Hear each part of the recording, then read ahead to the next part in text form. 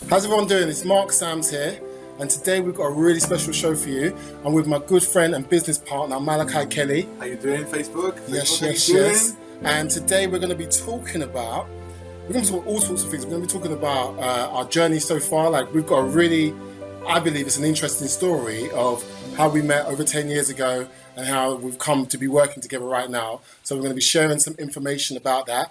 Like, if you're coming in, and you're watching the Facebook Live, make sure you give us a like. Like, it takes less than a calorie. Just press on the like button. Like, let us know that you're there. Comment in the comment section. Let us know that you're there. Do you know what I mean? All right. So, as I say, people here that know me, they know what's going on. They know what I'm about. Yeah. So they've seen some of my stuff already. But what we're doing today is really, I'm going to introduce you to Malachi, what he's about and stuff like that, and we're going to talk about some of our story that I haven't really spoke about before. I've talked about different things in regards to mindset and business, but I haven't really spoke about the story. So let's start with Malachi. Basically, just tell the people like what you currently do, like what some of the things that you're doing, also what sort of clients that you're working with, like bring it on a very sort of chunked up level for people so that they can sort of just get the concepts. Okay, no worries. So in a chunked up form, as you'd say, I help people understand how to turn visitors into sales, and I've done it now over the last 15 years for large companies and in-house companies alike, managing budgets from as low as £10 all the way up to £500,000 a month. And that's where my core skills lie. Is just £500,000 a month. How to get those visitors to turn into sales and conversions. So, just to give you a bit about me, like I don't really speak about this, but like I started out. What I was doing is I was running a software company. I started about 4 years ago.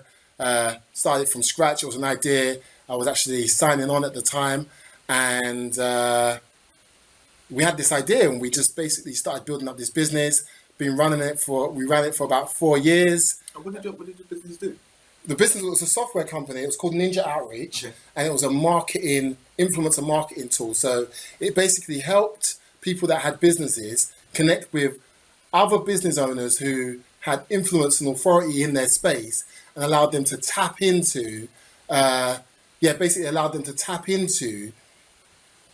other people's audience so that they can get more exposure and traffic and stuff like that. Okay. So the tool would basically, it was like a CRM, but also a tool that went out and found people and got data points and stuff like that. And it helped people basically connect with and collaborate with people that had a really good audience so they could tap into it. So that was the tool, it was Ninja Outreach. It done really well. We ended up having clients like Disney Resorts, Staples, one of the credit cards, I can't remember which one it was, goldmoney.com. So some big companies were using us, and we literally we done an acquisition deal in March just gone. I'm not going to go into numbers, but that's what we did in March just gone, March 2018. So back to you, Malachi. So obviously you help people with their advertising, you help people with their marketing, yeah, like paid advertising, paid. So it's like we're two sides of the coin. Malachi deals with paid. I deal with more organic, free traffic, working with collaborations with people, joint ventures, and that type of stuff. So these two sides of the coins is, if you've got it all together, you've got what you need to consistently grow a business. Okay, so how did you get started? Like, did you just wake up one day and you was like this advertising genius? Obviously not. No, like, no. What? Because I mean, in the beginning, that old saying where you were in the right place at the right time. Mm-hmm. I just happened to be coming along as the internet started to become more adoption on the internet. Okay. It was the early days of Google. Google wasn't really doing the kind of numbers that they're doing today, or searches. It was more directories. Very hard to find stuff. So I was working for a company called Seek.net, and it was a publishing company, and they sold a book called The Internet Shopper's Guide to. It was like a series of books: Internet Shopper's Guide to Christmas, Internet Shopper's Guide to Parents, Internet Shopper's Guide to Going Green. Stuff like it's kind of like Which. A little bit like Which. Yeah. But obviously they had their own independent booklet Yeah. that would sit in front of the tills at WH Smith's. Uh-huh. And there's really good numbers of these books. And now the idea was that because the internet wasn't what it is today, it was very difficult to find stuff. There was a lot of directories that led to other directories, and it was difficult to find stuff. So my job was to phone up these clients or customers, trying to find out if they'd like to advertise in the book. Because in essence, say for example you was a parent and you needed to buy nappies, there would be a nappy section in the book, and every time that you wanted to buy nappies, you'd go over to your computer and then you would open the book and look under the nappy section and find that particular company, and then go to their website and buy their nappies. Okay. So that was the premise of the book. Sounds crazy now, Yeah. but back then, that was what they were looking Now for. you just go on Amazon. Yeah, now you just go on Amazon. Yeah. Exactly. I Okay. mean, and then what started to happen was that, print advertising started to die off because of the Googles and the Facebooks started to draw advertiser money away from old traditional mediums like print and onto digital, where it was a lot easier to track. And TV and stuff like that. And TV, where Yeah. it was TV was crazy. You put out a TV ad, it could cost you millions, and there's no way that you can track Oh, no, how yeah, many visitors are data, coming, yeah. how many conversions you're making from that money you've spent from a TV advert. So I started to look for work in selling PPC advertising or pay-per-click advertising. Okay. So people used what the company used to do is they obviously, because they've got professionals, Google AdWords professional people looking after those campaigns, they can perform better than if you were looking after it for yourself. So let me break this down for people just so that they understand. Like, how you doing, Marlon? What's happening? Hi, Marlon. Fellow entrepreneur. This guy's making things happen. So let me break it down for people. So what Malakai's talking about is like paid advertising. It's basically where you go. He's like, Harris, yeah, what's happening, Harris? So it's basically where you go on like a platform like Google, Facebook, YouTube, Instagram, yeah? And these platforms already have a ton of traffic, and it's the way that you can target their traffic, and you pay them every time you get an action, Sometimes the action, sometimes it can be click, a click or impression or something of that nature, yeah? So yeah, carry on. So basically, you wanted to go and look for a company that you could work at. Was it you actually doing the ads for them, or was you selling them? I was selling. I was selling over the phone. Yeah. So what we'd have to do would be we'd look at the ads that were on Google. Yeah. And then we'd be able to see potentially if their ads weren't performing well. Yeah. If you then look through and see what page that they landed on, Uh-huh. there may be something they're doing fundamentally wrong with their landing page. Yeah. And then we would give that person up a call and say, potentially we could do a better job managing that campaign for them. And where was that? That was a company called Broadplace, and that's where I met you. So Broadplace, basically, that's where me and Malachi met. Like, we met there, how long ago? It must have been like 10 years ago. About 10 years ago. About 10 years ago, yeah. And I remember, like, we went out to lunch once, and, like, we were sitting down, and we were just chatting. And I'd been doing some different stuff. Yes, brother, nice to see you as well. Nice to see you as well, Marlon. I've been doing some different stuff in relation to just trying to work out how this whole online thing was working. This is 10 years ago I'm talking about. And I'm trying to work out how this whole online thing's working. I'm talking like I put some sites up, and I was trying to work out how do I generate visitors to the site? How do I make people buy things and stuff like that? And I'm buying courses, and I'm going to events, and I'm trying to work this thing out. And I wasn't doing too well at all. Like, obviously I still had to work and stuff like that. Do you know what I mean? So I wasn't doing amazing, but I thought, let me get into an industry where I can learn more about what's going on in that space and stuff like that. And I was working at a company called Read Business Informations. They were a print and online. They published magazines. Okay. And they allowed you to do like, and we were selling like recruitment advertising. So like so for example, Computer Weekly was one of their, I think it was Computer Weekly, or Computer something, but was one of their publications, and we'd go out to companies that are hiring IT specialists and database managers and all those types of things, and we try to get them to advertise their recruitment roles on there. So, and I remember like my friend, I think, who was working at Broadplace, told me about the job that you was doing, And I thought that sounds like a bit of me, like Yeah, working yeah. with Google stuff like that.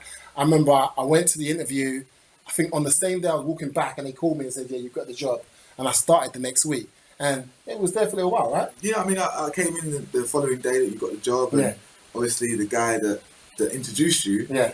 he subsequently got the sack before you started, That's crazy. which is crazy. That's crazy. So I came in, and there's a new guy Yeah. sitting in the guy's seat that was there yesterday who got sacked. I was like, what happened there? But, we got to know each other, and Yeah. I started to see that you was doing your stuff. You said site build it. Yes. And you was building that site. And I was Was like, it but ugly like site? I Was had, it- I was was it ugly. ugly site? Was it It was ugly site? I had this site, it was some casino stuff, a Yeah. little bit AdSense, but it wasn't great. It wasn't, the sites weren't great. No, there were some ugly sites back then, man. Like we didn't have no clue, but we were just out there trying. And I think that's one of the key things is that loads of people talk about like wanting to start their own business. Yes. And wanting to do different things, yeah. But it's like they're just talking. Like they're not out there cutting their teeth on what it takes to make things happen. They're not scared to make mistakes. They're too scared to make mistakes and stuff like that. As I said, the site was ugly. I remember sometimes people would say to me, "Have you got a site?" And I'd show it to them, and I could see in their face. I could see in their face they were like, "What's this? What is this? What is this? What is this? What is this? Like, are you kidding me? Like, what is this?" I remember I used to see stuff like that. But like, so from Broad Place now, like, oh wow, this is where, like, so we both sort of moved on from Broad Place, right? Yes. So I mean, I went on. did I start with a deal before you started the Pi Gaming? No, you were still at Broad Place, I'm wasn't still, we started to do the SEO Genie right at the beginning. So should we talk about that? Yeah, I think we should. Yeah. All right. So, truth be told, I got sacked from Broad Place. They said I wasn't a good enough salesperson. I don't know where they got that from, but hey. They said I wasn't a good enough salesperson. Like, so I got sacked from Broad Place. I brought them in a ton of money over the year, but I got sacked from Broad Place. And we done it. How did we done it? Amicably. Like, Yeah, it was like, amicable, I yeah. decided to leave. Yeah, like, yeah. basically, I was getting pushed out. And I remember I was sitting down with one of my friends. His name's Gerpel, and he's a programmer. And we basically were still talking, and we decided that why are we relying on these companies when we could do this stuff ourselves? Like, I can sell. Gerpel's got the technical side of stuff. You know what I'm saying? Yeah, we can work this out. We can do this. So we got a list. I won't talk about where we got the list from, but we got a list, and basically we started reaching out to these people on this list. And within the first day or so, we started getting sales. We started getting sales, and it was like, whoa! And we put a site up, innit? You We went put a site up. yeah. We registered as a proper business. I couldn't believe it. Like we don't went official. It was like a proper business, and we put this site up, and the site was called The SEO Genie. And we were selling search engine optimization services, web design, development, anything you needed that was web-based, we offered it, yeah. And we started reaching out to people, we started getting sales. And the crazy thing is, yeah, as it started getting more busy, me and Gerpel, we wasn't working, was we? No. So we was able to put all of our time into it. And you was working, we just I was still at Broad still at Place.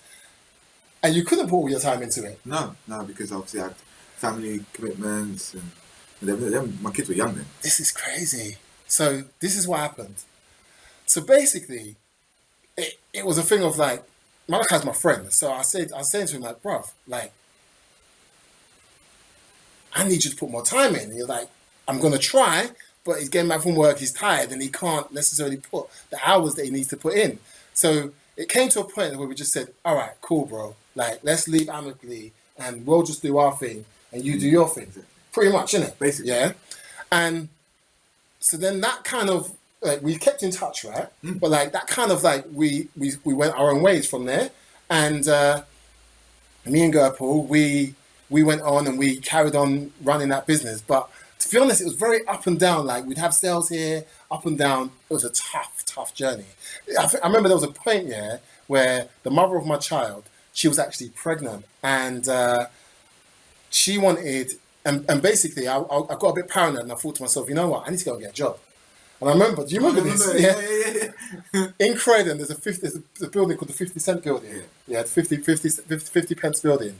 And I got a job at some some like email marketing company. I can't remember the name. I can't remember their name. Like on about the 8th, 9th floor. I got a job there, and I was there for a day. I was there for a day. Yeah, I was there for a day. Got the job. They loved me. Got on the phone. Started selling. Started making sales straight away.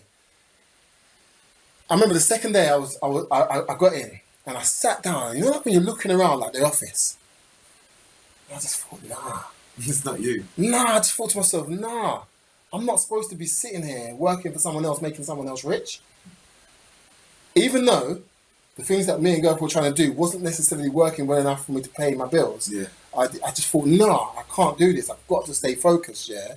And I remember at lunchtime, I called the mother of my child, my girlfriend, yeah, at the time. I called her and I said to her, like, no, I can't do this. I cannot do this. Like, I need to focus on what I'm doing. And the surprising thing is you'd think that she'd be like, no, stay where you are, get on with the work, so on and so forth. But she said, I trust you, like, do your thing, yeah. And I pretty much left that company that day. I walked out. Yeah, it was one day. You told me, from me. There for the one day. Nah, I'm leaving and going. That's it, I'm done. The crazy thing is the week after, I met this guy named Adil. And as I said, we were working on some different stuff. Like in the background, we had some like softwares that we were working on. And we sat down with Adil. And Adil's a super affiliate. And we sat down with him and we showed him some of the stuff that we were doing. And he liked it.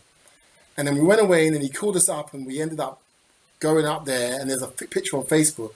And we ended up like working with him. And we did this whole project with him where we created this software platform. And we sold it online and we done big money. Like literally we done life-changing money. Like it was like, I don't want to talk numbers, but it was over 6 figures we done. Like we took away in our pocket, yeah. But the problem with that was that we was running that for a couple of years. Do you remember when I first called you at night when we the first night? Yeah, we did. We did 100K on one of the first nights. It was crazy, and I remember that like after experiencing that, like it blew my mind, and I was going out, clubbing it, champagne in it, like I was just going crazy, and I thought to myself, all right, this is gonna last forever, sort of thing. And the market changed. Like basically, the tool that we created relied on other platforms. It relied on platforms like YouTube. It relied on data from other platforms, and basically, it infringed on some of the terms and conditions of mainly YouTube. Because what it did is it worked out when a video was going to trend and do really well, and there was a whole thing. I'm not going to go into it right now, but basically, we went bust. Like the whole thing went wrong. And we pretty much lost all the money. Like we had a shopping cart and they had over 500,000 in the shopping cart and they froze the account. We couldn't access the account and they wouldn't let us access that at all.